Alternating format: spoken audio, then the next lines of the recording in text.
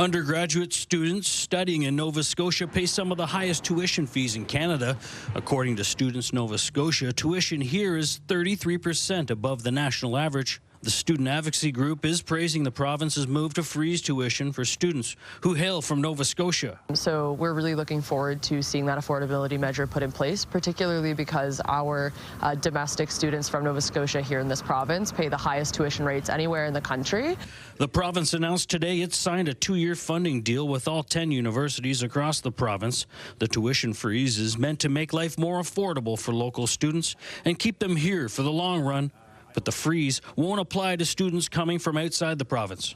You know, we want to make sure that our kids graduating from universities here in Nova Scotia have, you know, the best possible education at the same time, aren't financially burdened. But, you know, it's right now, my biggest concern right now are for the youth of Nova Scotia.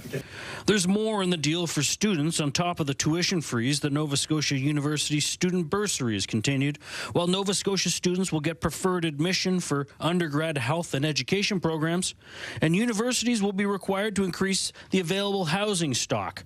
The rules require schools to provide housing options for at least 15% of the student body and keep on-campus vacancy rates no higher than 5%. This is really welcome to see that continued. Obviously, it's not going to fix the student housing crisis. We need to see, funding and builds really that are going to be accessible and meet the needs of students across the province, which we know are ever changing. The last tuition freeze at Nova Scotian universities was in 2007. It was lifted in 2011. Jesse Thomas, CTV News.